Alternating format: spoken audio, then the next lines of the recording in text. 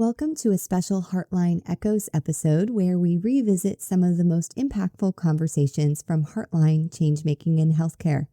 This rerun isn't just a replay, it's an opportunity to reflect, reconnect, and reignite the ideas that continue to shape the future of healthcare. Whether you're hearing this for the first time or returning for some fresh insights, let's dive back into this powerful discussion. Enjoy! Welcome to Heartline, Changemaking in Healthcare. I'm your host, Dr. Andrea Austin, a board-certified emergency physician, physician development coach, and educator. After years on the front lines, I've learned that real change in healthcare starts within. Each episode invites you to explore the inner work that unlocks clarity and bold leadership, because healing systems through changemaking begins with following our heartlines. It's great to have Dr. Kimberly Chan-Ko back on the podcast. Dr. Kim was talking about her journey to opening a ketamine clinic with her husband. So if you haven't listened to those episodes, I would encourage you to go back and listen.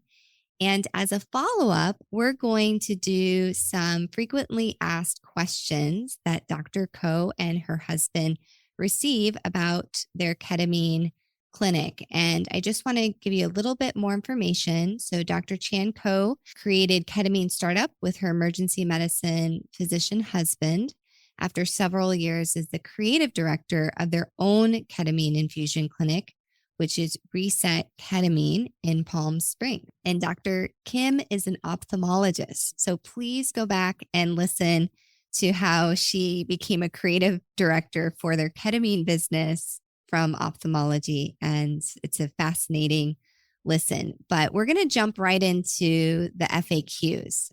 It's great to have you back on the podcast. Oh, thank you so much for having me. This has been a blast doing all this. So very happy to be here. So the first question I want to jump into is, can any physician do this? Are there any specific licensing, additional training required, or is it limited to certain specialties? You know, as of this podcast recording, there is no new other licensing than having a medical license in the state that you're practicing in. And then all the usual stuff, you know, like the national provider identifier, your DEA license. And then, of course, there's all like the business end, like business license, fictitious name permit. But there's no governing body that's saying only individuals with this many hours of training with ketamine infusions to treat depression or whatever. It doesn't exist right now. That being said, most specialties that go into this are people that are comfortable with utilizing ketamine. You know, so emergency medicine, anesthesia, and then those that are not necessarily having been trained with ketamine are those that are used to treating individuals with mood and or pain disorders. And so that's why you'll see a lot of psychiatrists. But, you know, we've taught and we've also seen clinics that are run by physicians that are of none of these specialties, you know, so OBGYN, family medicine. But of course, you know, they do their research to find out what they need to do and how to do it safely. Yeah. And I think that's a really important concept for our listeners to take to heart. You are a physician and you have a medical license. I think a lot of times, especially physicians, get so focused on what you have specialty training in. And I'm not discounting your specialty training, but when you look at the number of hours of medical school and residency and continuing education that physicians do compared to nurse practitioners and PAs that frequently switch specialties all the time, that had less baseline training than you had, I'm not saying you should do something you're not qualified to do. But I am asking you to think about how much training you've had and how well you've proven yourself that you're able to learn new information. Oh, yeah. No, I think you've hit it on the head because it has to go down to, you know, if you were to go to yourself as a patient, would you be comfortable with the amount of effort and extra training you've put in? Because I mean, there's always new things coming out, new techniques and new medications and new algorithms of how to do treatment. And what do we do as physicians? We go, we learn, we do either a weekend workshop or you do some sort of training. This is no different of like taking ownership and really, really knowing what you know. And I think that's one, it goes back to our previous podcast of being really clear on your values and who you are, and like, don't kid yourself, because the specialties that have not been trained with ketamine, like the non-anesthesia or non-emergency medicine, the ones that I would feel very comfortable and okay with referring patients to, or seeing they did the extra mile to really understand how to safely utilize that medication. Absolutely. And, at the end of the day, what it's all about is we want people to be doing what's safe and patient centered and not getting into something just to make a buck, especially when you think about how vulnerable your patient population is. Exactly. What kind of staff do you need to open a ketamine practice? Technically, you can get away with just being you. So just one physician. If you are comfortable with placing IVs, answering your own phone, using a spreadsheet to manage or QuickBooks to manage your business side, it could be just a solopreneur, solo practice, and like solo, like not having anybody else there to support you. And so that's why, if people are like, oh, I'm so worried about hiring and who should I get? Technically, that's not really an excuse to not take action and do this. That being said, when we first started, Sam was the one that he did the IVs. He's done everything. And then he would have one medical assistant to assist, whether that's just having another person there to help hold space and watch the patient, check them in and help them to their car. So technically you could do that. Now, it goes back to your level of comfort, your level of hands-on training. So if you don't feel comfortable getting your own IVs, you might want a nurse to do that. Of course, you just need to be very aware of who can do what and who can't do certain things depending on the state you're in. Absolutely. And when you say help them to the car, obviously they have a ride. It's just getting them into the passengers. Oh, seat. Yeah. Yeah, no, that's one of the things you need to be very clear on is who is your ride home? And it is not you waiting in the car for 2 hours after your infusion. Patients will do that. So it's, being very clear on you need to have a ride home or have somebody pick you up. Absolutely. How much does it cost to start a ketamine clinic? Are people generally getting a small business loan to open their own clinic? It varies. Some individuals that we've worked with, they will, they've had some savings. That's what we personally did. And then there's others that look for investors. And depending on what state you're in, there's different laws in regards to the corporatization of medicine. Some will take out a small business loan. Our rough estimate is between 75 to 150K to start. And that would include, having a bit of runway, meaning money to cover your expenses for 6 months to a year. Now, of course, it very much depends on the location you choose, what city, what actual physical location, because rent and staff are one of the larger expenses that you're going to have. We kept ours extremely lean. We were very lucky to find our first location, which was 1,200 square feet. And we were lucky that our rent was under $2,000 a month. This was like, pre-pandemic, pre-up and down of the economy and all that stuff. And so we were able to keep it very lean. So of course, using our savings wasn't as a big deal. Now, if it was 150K, by no means did we have that kind because we still had our med school debt. But I would say low end, very conservative, 75,000. That's a good number to keep in mind. So at this point, you've probably seen some people be successful and some people not be as successful. I would imagine there's a fair number of listeners like, well, I don't know if I have 75,000 liquid right now, but I could probably continue to work half time and be able to cover my expenses. Do you think that's a potential strategy? It could be, because when we started, we were still both working. I was full-time and Sam was working 3 different ERs, and he would be just seeing patients. He'd have 1 day of clinic a week, and then 3 to 4 other days of the week, he would be in the ER, and of course, because we knew we were moving in this direction, of course, you would do like nights or holidays, weekends, anywhere he knew that his time financially would go further because he knew his goal or our goal was to make this clinic successful. I mean, that's one of our big tips. A mistake to avoid is thinking you need to quit everything to make this happen, because it's not just, not only do you need to figure out, how to treat ketamine patients and all that, you yourself get to discover if this is really for you. As little as you could invest time and financially, but then discover if this is a good fit for you is kind of a wise direction to go. But definitely you can still keep your day job.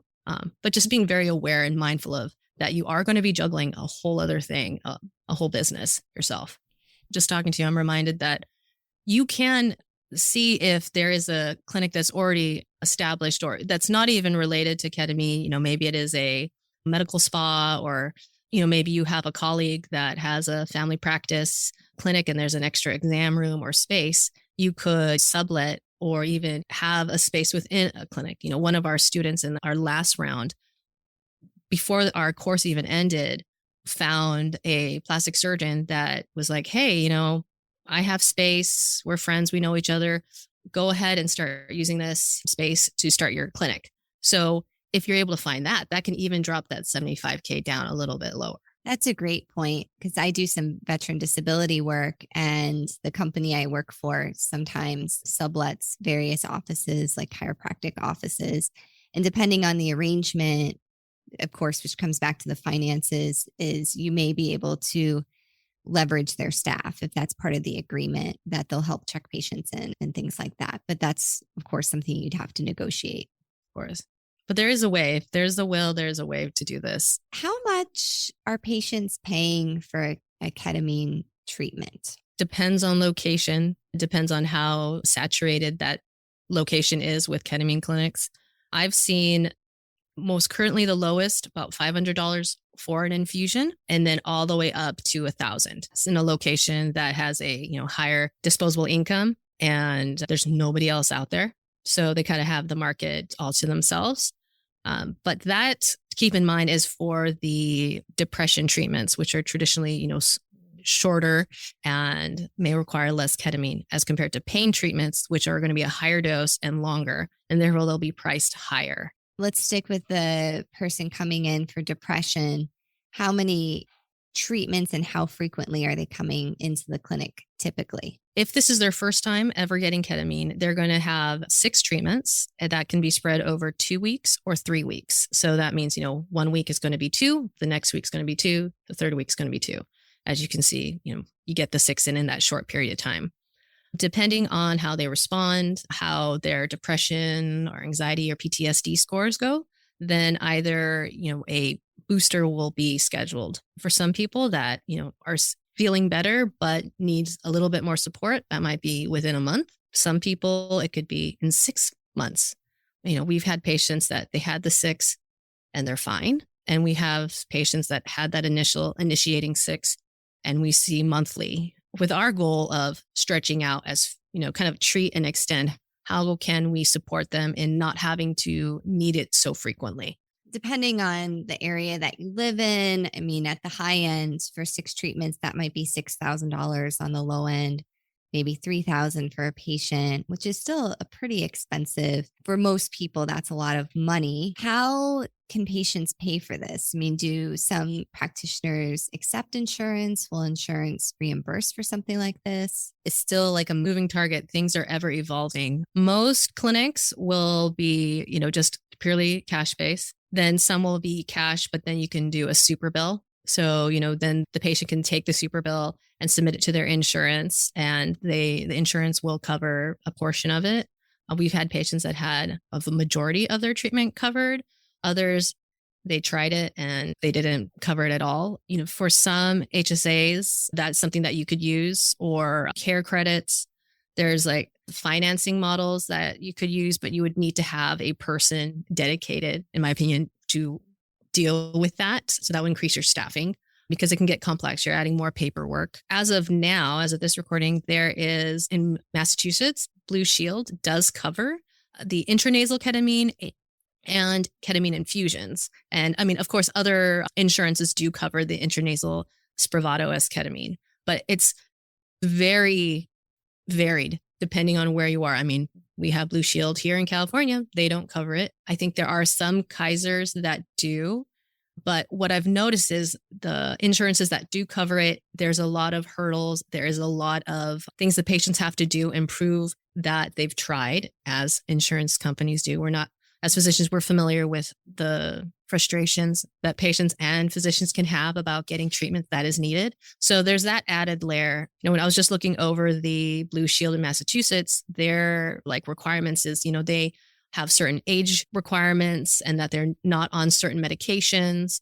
It's just another layer. But yeah, there's a lot of variation. I mean, I know some clinics, they do provide some sort of, depending on, if they're perhaps a veteran or a first responder, there may be discounts. So there's different ways people are working to make this work. But as of now, I would say most insurances don't. Yeah, I think that's just something that every physician has to negotiate on their own. I think there's a lot of moral injury happening within working in the traditional healthcare system that physicians feel that they can't devote the time maybe that they should with their patients, where in this model, you set how much time you spend with the person, and then you also set how much, you're getting reimbursed for that. And currently I'm seeing a functional medicine physician, and as far as my labs went, she attached ICD-10 codes to my labs, but then it was on me to ask for reimbursement. And I'm still waiting to see. She says a lot of her clients do get the labs reimbursed. I think it's just an individual thing, because on one hand, it's like, okay, well, I'm a physician. I'm pretty sophisticated. So asking me to fill out forms and submit it isn't a big deal. But, some of our patients, it's a big hurdle. Oh, yeah. I think as ketamine specialists, they're trying to figure out a way, how can we make this easier and more simpler or with more ease? Because as you had mentioned before, this is a more vulnerable population. Who isn't vulnerable when they are not feeling physically and emotionally well? And then you add on top of that, fill out this paperwork, and maybe if you cross your fingers and, rub your belly and pat your head at the same time and, throw some fairy dust, you'll get it reimbursed. That's a lot of burden onto the patient. So, I mean, we try at our clinic to help as much as we can with that.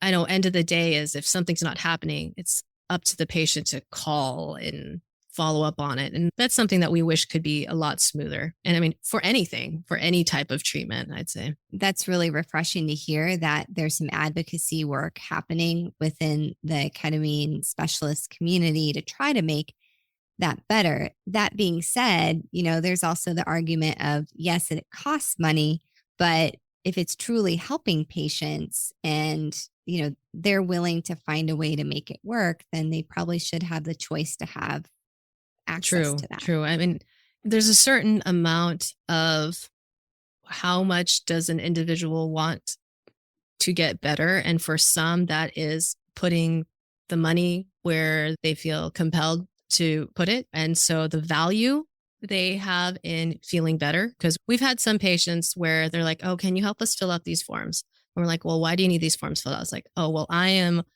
finally feeling awful enough. I've hit rock bottom enough to where I'm willing to pull money out of my 401k early, and I'm willing to try anything at this point. And I didn't want to touch it. I'm worried about my future, but at this point I need to take care of me. And so I remember this individual is not into filling out paperwork, the least computer savvy, all that kind of stuff. But they're like, finally, they're committed. And for them, it was a means to themselves. And then it really showed us how much they were committed to getting better. That being said, of course, other people may not be in that case, but I think there is acknowledging, especially in this field of addressing people's mood disorders and lifestyle and mindset, that, those are all connected. A certain amount of self-motivation cannot be dismissed. Like just saying, just because they want it is enough. It's they just truly wanting it. Or for example, patients that their significant other wants them to do it and they just, fine, I'll do it because they want me to do it. Their benefit for how much they paid to us doesn't seem as much as somebody who's like, you know what, I saved, I decided to not get the latest, newest iPhone, and I want to do this and I'm going to make it happen. Those individuals seem to do much better. And therefore, you could argue their dollar went much further. Oh, that's super interesting. I'm trying to lose some weight right now, and I'm working with a functional medicine specialist, and there was an upfront cost related to it. And it has been motivating because it's like, okay, I spent X amount of dollars on this. And I also just had to be ready. And it's such a quaint phrase, and one that, we're taught in medical school, change theory, motivational interviewing with patients, that they have to be ready to change. And, honestly, for 2 years of the pandemic, I wanted all the carbs. I wanted all the yummy food, and it was very enjoyable.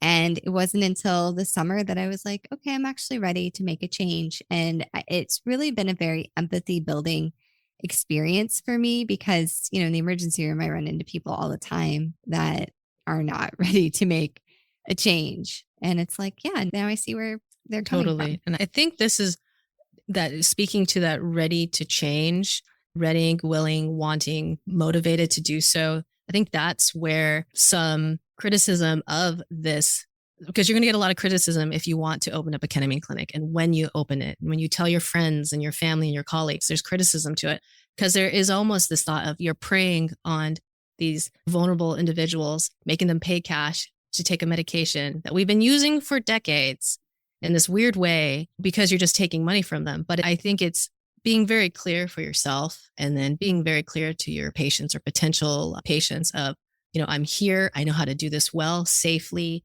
I care about not only you as a biological being, but as an individual with feelings and thoughts.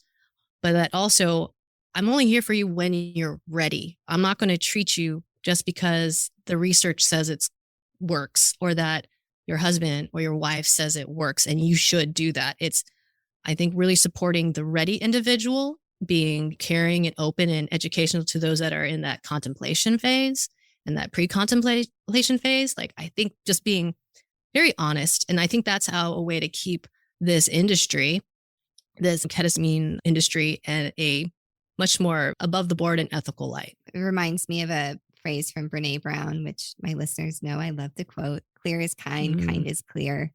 And I think we have to be clear to our patients. We have to be clear on boundaries, and they should be able to be clear as much as they're able to back to us. And, that's really what it's about. Are you going to be able to sleep at night? As physicians, you're making a certain amount of money. And when you're going for that extra, which I'm happy for people to make as much money as they want, as long as it's in an ethical way. And remember, you can be reported to the medical board by anyone. Anybody can hop on the website and lodge a complaint your way. So it's just a good reminder for all of us that, you want to be doing things that if you're called in front of the medical board, that you can look everybody in the eye and defend that. Exactly. I second that. So then that brings me to the idea of malpractice. And I think this is a huge barrier, not just for people opening their own ketamine practice, but I hear a lot of physicians say, I could never go out on my own because the malpractice would crush me. Could you give us any idea about, in general, how much it costs, how it works? So Dr. Kim wanted to make sure that we were giving you all the right information. This by no means is an all-encompassing number. You should consult your own legal advice. This is just to give you a rough estimate of what you should consider with potential malpractice costs for a private medical clinic. It really depends on your specialty. It also depends on the number of hours that you're seeing patients per week. But for her, and it also depends on, your state and your location, because malpractice risk varies a lot based upon the laws that are in place in a particular state. So roughly in California, if you're opening your own medical practice, something along the lines of a ketamine clinic, if you're seeing patients less than 20 hours a week, it will be around $5,000 a year. And if you're above 20 hours, it's going to be around $10,000 a year. I was just on a call with a doctor that's opening her own telemedicine practice on the East Coast, and she's seeing patients less than 20 hours per week, and she was quoted around $5,500 a year. So that appears to be a number, at least to give you some framework to keep in mind. And that's not an unapproachable number. So if the idea of malpractice is what's holding you back, I would really encourage you to put that in the limiting beliefs bucket and don't let that be the reason that you're not doing your own thing. When we first started, because they also do it based off how many hours of clinical practice per week. And then also depending on if it's going to be a physician or an APP. So I am following your clinic on Instagram, and I saw a post or actually your startup business, both of them. But under that post, it said, if you're burned out right now, this may not be what you want to do. And I wanted to follow that up because I can see how that might be true, because especially for emergency physicians, we do see a lot of patients with chronic pain. And sometimes that can cause a triggering response. I would say it's a lot better now. I have a lot fewer patients demanding opioids. We were in a really bad place, I would say 5 years ago, that people would get very angry and honestly scary about asking for opioids. But I think now, my line with a lot of patients is, I'm sorry, it's simply not possible for me to prescribe that. And if they really push me, I'm like, everything that I prescribe is audited. And if this is not indicated or appropriate, I cannot do it. And that's been very effective. But circling back, have you seen, or can you imagine that some physicians just kind of this state of mind where they are in their burnout, this isn't a good fit? Oh yeah. I think it's where are you at in your burnout? Because we were burned out. We were crispy, smoldering at the edges, but it was more of a burnout of frustration with how inefficient administration was at the hospitals that we worked at, and that we still had our love of patient care. Like we still wish we had more time to spend with our patient, to talk with them and see them on a consistent basis, and that we do a treatment, we see how they do, we make adjustments and help them get better within a time frame that we want to, and then having a patient encounter for however long we wanted to. But if we were in a burnout space of, we're still in that moving the mindset, and that, the patients were still just the diagnosis. And it's like, oh gosh, it's another fibromyalgia or another depression patient. If you're in that kind of space, this is when the burnout is a good reason to not do it. What we've told people that have asked us, hey, is this a good idea? Psychedelics and ketamine's really hot. It's like, well, why do you want to do this? Oh, I want to leave my job. I'm burnt out. I'm tired. It's like, well, take a little time to kind of rediscover who you are, reconnect with who you are, and be clear, because it's a service industry. It is a service guided purpose in treating patients with ketamine. And so being burnt out in that aspect definitely is not, you would be doing yourself a disservice as well as the patient to pursue a clinic. Yeah, I think that comes back to know your why. That's what we talk about on the podcast all the time with people. And I've been burned out. And when you're in that crispy space, sometimes you just latch on to ideas just because you're so miserable with where you're at. And if you're in that space, we hear you, and look at different things, but don't commit to something until you have a better sense of what you want and that you've recovered. I mean, I've talked about it on this pod. In 2021, I was really burned out.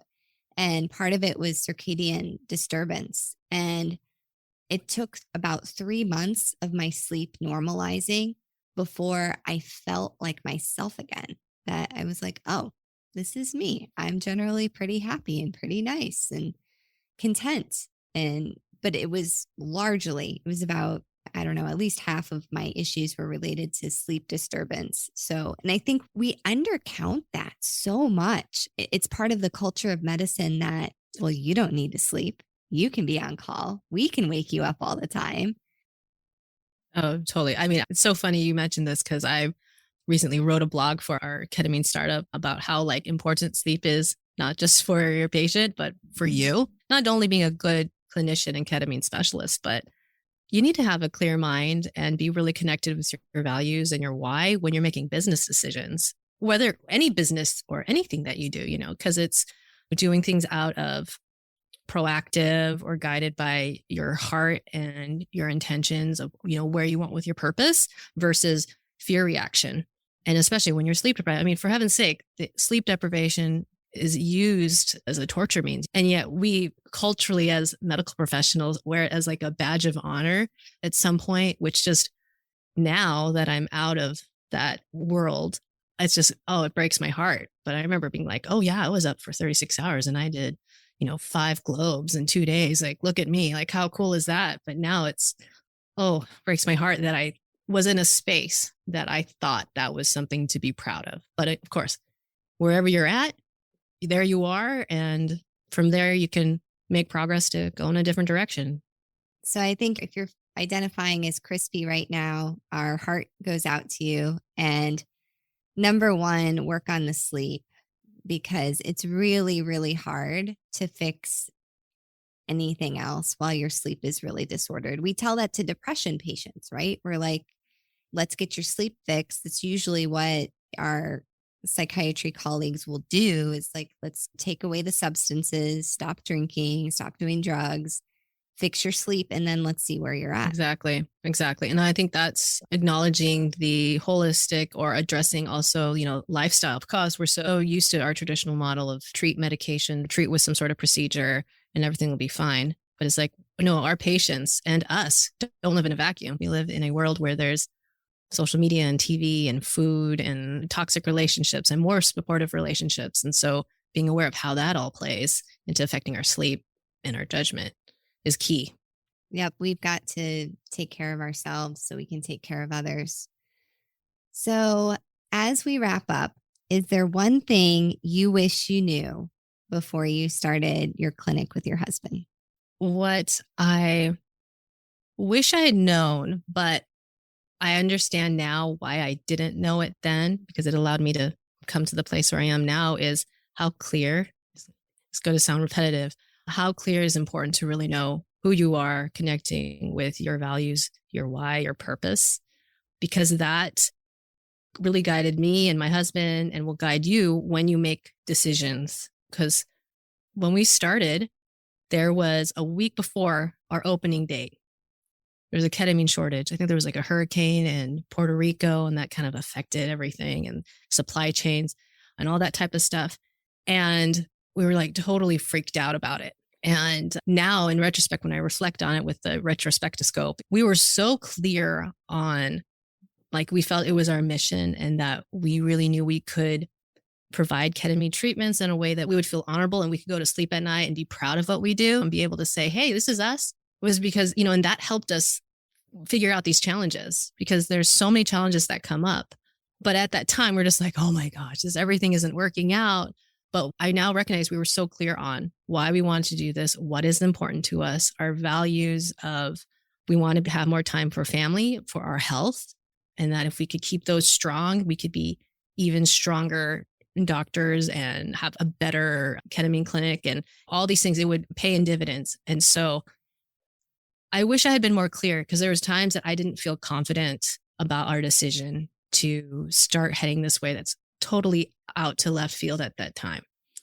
But I think that just being clear of, hey, this is what is right for me, and having that clear value, being clear on my values, and is hiring this person going aligned with what I want to accomplish and aligned with my values. That would have given me more confidence and just a grounded sense of, yes, I'm doing the right thing. I don't know how the outcome is going to happen, what's going to happen. And that gets me a little nervous, but knowing I can be grounded with my values. And then also, I wish I was a bit more kinder to myself when we were starting out. There were so many times that made little mistakes here or there, nothing, malpractice or, medically, but it was just like starting the business, or it's like, oh, I could have, darn it, I should have used the business credit card. And why didn't I do that? You just like, it's like, I wasn't used to these things. And just accepting that, hey, this is where I'm at. And whatever I am doing is I'm going to learn from it if it's something that's a non-ideal outcome. So it was more of a personal, internal, just, having more grace for myself and kindness. I guess going back to your Brene Brown quote, but not just for others, but for yourself. Include yourself in that kindness and clarity. I wish I'd had that back then. But now I know that's what I needed. And therefore I'm grateful that I didn't. And that's good advice for everyone out there. Doctors are notorious for the self-flagellation. Yeah. Come on. We have to be more compassionate to ourselves and to each other. It's a ripple, and consultants are acting horrible. It's like we're all in this together. That's one of my worst, my pet peeves is when we're mean to each other, because it's already hard enough. Oh, yeah. I remember having to remind myself or my residents, like, end of the day, most of us, if not all of us, just want to do some good, some sort of service, and get home to our family, eat a decent meal, have a laugh at some point. Like, we're all human, and yet it's so easy to forget, and especially forgetting that we ourselves are human and are deserving of kindness. So one last quick question, or maybe it won't be quick. I just thought of this and I've been dying to ask, and I think there's probably a few listeners. So you're in this business with your husband. I have a friend that opened a business with her husband and ultimately decided that was a mistake. We're drawn to our spouses, obviously, or we hopefully for good reasons, but adding a business into your marital relationship is probably challenging to say the least. Do you have any pearls of wisdom related to that, or do you guys cover that in your course at all? We don't, but that's a great idea. And a new module there. How do we do it? There's some schools of thought that a business shouldn't be another baby. You should view your business as a machine, and it's automated and it'll print money out. But I guess because my husband and I are both very, very heartfelt. If you ever meet my husband, or if your listeners are in emergency medicine, maybe you know him and stuff, but I feel he's like the bigger heart than I am. And so for us, therefore, it means like we view our business as another child, another baby. And so I think it's just being on the same page has helped us. And frankly, I think the way we've been able to have a business and that we're continue to be married and develop and grow is that we both do our own personal work. We also do our own, self-reflection and taking care of ourselves. We recognize that, yes, the business is important. Our individual health has to be key. And then also, is doing something for the business going to actually harm, that may be good, but could actually harm the business? We need to evaluate that, because there's times where it's like, oh, we could see more patients. And that would mean Sam would be in the clinic 9 to 6, 5 days a week, but then he wouldn't be able to take care of himself. But then that would also mean I have more back-end business marketing stuff to do to help supply that many patients in between to fill that 9 to 6, right? We wouldn't have time for our health. We wouldn't have time for nurturing our relationship. So I think we've realized that if it's going to hurt our relationship but help the business, the relationship and family trumps business. We're clear on that. And we've structured our business so that I think we would be willing to leave the business if it hurt us more in our relationship and our family. So we as a couple had talked about this and we revisit it. It's like, what's the point of being able to double our profit if we don't see each other or we're just biting each other's head off? And so it's just having that dialogue and acknowledging that each of us have our own personal work, because, hey, we're both physicians. We're both salty, burnt out, crispy at one point, but to remember to not go back to that and to just have continual progress and growth. That is how we could still be in business. And then we felt so compelled and called to start a second business. So we actually have another baby at our course. And again, we revisit that. We're like, hey, we can launch it more often. We could do a podcast and videos. We can do this and that and this and that. But it's like, wait, that will take 2 hours of our time when we could be taking our kid to the beach and taking our dog who's getting older. We're not going to have them all the time. We're not going to be able to have that quality time. You know what? We're not going to launch that podcast right now. We're not going to start another course or add another module. because that's going to cause our relationship and family to suffer. So that's how we navigate it. Wow. That is fantastic advice for our listeners. I know we mentioned it before on the previous episodes, but can you just quickly tell our listeners how they can connect with you and Sam? Yes. Since you're listening to this podcast, and I think probably in the show notes, they'll have it too. But, you can go to ketaminestartup.com/revitalizing doctor. And that's where you can enter your email in and get a business plan and a checklist. And then if you type in ketamine startup on Instagram, Facebook, LinkedIn, and all that good stuff, you'll find us. And for our ketamine clinic, you frankly just put reset ketamine into any of the social media platforms and you'll find us. And so, yeah, that's where we are. And yeah, if you have questions, feel free to email us through Ketamine Startup or message us on any of the social media platforms, and more than happy to answer your questions. This has been such a joy, Kim. Thank you for being our most frequent guest on the pod. I just went through it and I'm like, well, I guess you're tied with Linda, but she's our co-founder, but you're in the Hall of Fame for 3 episodes on the podcast. And I just really thank you for being on here and sharing your wisdom. It's just so open about everything that you and Sam have learned and so inspirational. So, I mean, if you're out there going, I can't leave what I'm typically doing, Kim's an ophthalmologist that now is the creative director for her husband's ketamine startup clinic. It's their clinic, but he does the infusions. So I think it's such a great story about whatever road actually, we're on video. So this is the little thing that's on my desk. It says, if you don't like the road you're walking, start paving another one. And that's a Dolly Parton quote. And I put that up in 2021. when I was having a really bad episode of burnout. And I decided I was a grown up. That was pretty smart. And if I didn't like what I was doing, I needed to make some changes. And so I keep that quote on my computer. So if you need to hear that again, if you don't like the road that you're walking, start paving another one. And thank you, Dolly. And thank you, Kim.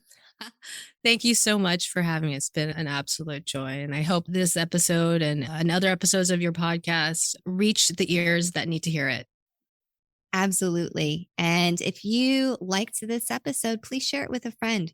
Every time I hear all day long, people are calling, texting, messaging me that I'm so burned out, or I know this doctor that's so burned out. Share the message and let's get more doctors on the right path, because what's good for them is good for our patients. It's all of us together. And when any of us are miserable, it ripples. So true. Yay. All right. Well, thanks again, Kim, and we'll have you back. I'm fully sure that we're going to have you on season 2. Oh, It'll be exciting. I'll be honored. Thank you so much. Thanks for listening to Heartline, Changemaking in Healthcare. If you're ready to deepen your own inner work or want to bring these conversations into your organization, visit AndreaAustinMD.com. You'll find resources and ways to connect with me for coaching, speaking, or consulting. Don't forget to subscribe, leave a 5-star review, and share this episode with a friend or colleague. Until next time, keep following your Heartline.